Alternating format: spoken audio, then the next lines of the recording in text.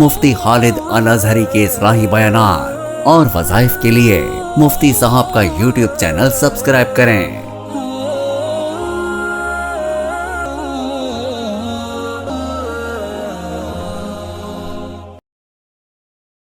نحمده ونصلي ونسلم على رسوله الكريم اما بعد فاعوذ باللہ من الشیطان الرجیم بسم اللہ الرحمن الرحیم۔ معزز ناظرین کرام، السلام علیکم ورحمۃ اللہ وبرکاتہ۔ ایک بہت ہی اہم مسئلے کی طرف آپ حضرات کی توجہ مبذول کراؤں گا۔ قضا جو نمازیں سابقہ ہو گئی ہیں ان کی ادائیگی کا کیا طریقہ کار ہوگا۔ ایک شخص ہے، اس کی کئی سالوں کی نمازیں قضا ہو گئی ہیں اور اب وہ انہیں ادا کرنا چاہتا ہے۔ سب سے پہلی بات تو یہ ہے کہ جس شخص کو یہ احساس پیدا ہو گیا کہ میری نمازیں قضا ہیں، تو سمجھ لیں کہ اللہ تبارک و تعالیٰ کی طرف سے توفیق نصیب ہو گئی اور وہ ان کی ادائیگی کے لیے بے چین ہے کہ میں ادا کروں، کیسے ادا کروں۔ تو بعض لوگ یہاں پہ کچھ غلط فہمی کا شکار ہو جاتے ہیں۔ وہ ایک میسیج عام طور پہ لوگوں میں گردش کرتا ہے کہ جی رمضان کے آخری جمعے میں 2 نفل اس نیت سے پڑھ لیں تو قضاء عمری ادا ہو جاتی ہے۔ نہیں، ایسا نہیں ہے، وہ میسیج غلط ہے۔ اصل بات یہ ہے کہ قضا، جو نماز قضا ہو گئی وہ قرض کی طرح ہے، اور قرض ادا کیے بغیر جان نہیں چھوٹتی۔ جس طرح کسی نے کوئی قرض لیا، جب تک ادا نہیں کرے گا جان نہیں چھوٹے گی، اسی طریقے سے جب تک قضا نمازیں ادا نہیں کریں گے جان نہیں چھوٹے گی۔ اس کا طریقہ کار ہے، وہ طریقہ یہ ہے کہ سب سے پہلی چیز یہ کہ وہ حساب کرے کتنا عرصہ اس نے نمازیں نہیں پڑھی۔ جتنے بھی سال کا آتا ہے، معلوم فگر تو کسی کو بھی نہیں ہوگا، لیکن اندازاً کہ بھی اتنے سال کی عمر سے میں نے نمازیں نہیں پڑھی، تو اتنے سال تک جتنے سال اس نے نمازیں ادا نہیں کی، اس کا حساب کر کے پہلا طریقہ تو یہ ہے کہ روزانہ جتنی زیادہ سے زیادہ نمازیں ادا کر سکتا ہے کرتا رہے۔ لیکن اگر زیادہ نہیں پڑھ سکتا تو ہر نماز کے ساتھ ایک نماز ادا کر لیا کرے۔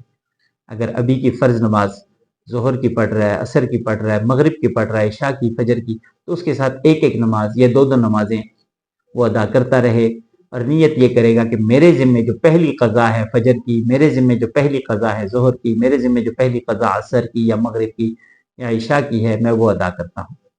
تو اس طریقے سے ادا کرنا شروع کر دے، اور اس نے یہ نیت کر لی کہ میں یہ مکمل کروں گا۔ یہ اسی طریقے سے کر رہا تھا، باقاعدگی سے کر رہا تھا، اور زندگی نے ساتھ نہیں دیا، اس کے ذمے بھی نمازیں باقی تھیں سابقہ، اس کی موت واقع ہو گئی، تو اللہ تبارک و تعالیٰ اس پہ خصوصی فضل فرماتے ہوئے معاف فرما دیں گے، اس لیے کہ اس نے تو نیت کر لی تھی، اس کی نیت تھی ادا کرنے کی، تو اس لیے اللہ تبارک و تعالیٰ اس کے معاملے میں آسانی فرمائیں گے۔ لیکن اگر کسی نے غفلت کا مظاہرہ کیا، یہی کہتا چلو پڑھ لیں گے پھر کبھی پڑھ لیں گے، اگر اس دوران موت واقع ہو گئی تو وہ سابقہ نمازیں جو نہیں ادا کر سکا وہ اس کے ذمہ قرض رہے گا اور ان کے متعلق سوال ہوگا۔ نماز ایسا عمل ہے مسلمان سے قیامت کے دن جو پہلی چیز کا سوال ہوگا۔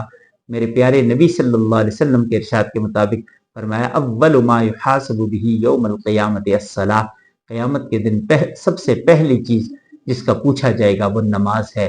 اگر نماز پوری ہے تو سب کچھ پورا ہو جائے گا، اگر نماز میں کوتاہی کمی رہ گئی تو سارے اعمال میں پھر پکڑ سخت ہوگی۔ اگر نمازیں پوری نکل آئی تو پھر اللہ تبارک و تعالیٰ کی طرف سے آگے معاملات پہ بھی آسانیاں ہوں گی۔ تو نماز کے ساتھ ساتھ اب یہ بھی مسئلہ عرض کر دوں کہ قضا نمازوں میں صرف فرض نماز کی قضا کرنی ہے، اور عشاء کے جو وتر واجب ہیں ان کی قضا کرنی ہے، باقی سنتیں وغیرہ جو ہیں ان کی قضا نہیں ہوتی۔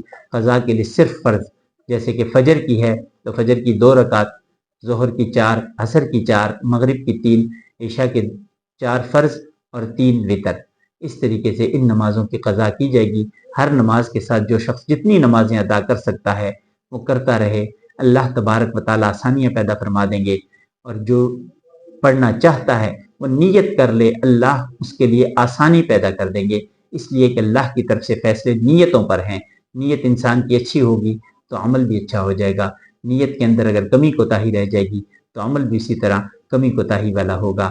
رب کائنات سے دعا ہے کہ وہ ہم سب پہ فضل فرمائے، ہمیں یہ احساس پیدا کرنے کی توفیق دے کہ جو نمازیں رہ گئی ہیں وہ ہم ادا کریں، اور آئندہ کے لیے یہ عہد کر لیں کہ ہم کبھی بھی نماز کو قضا نہیں کریں گے۔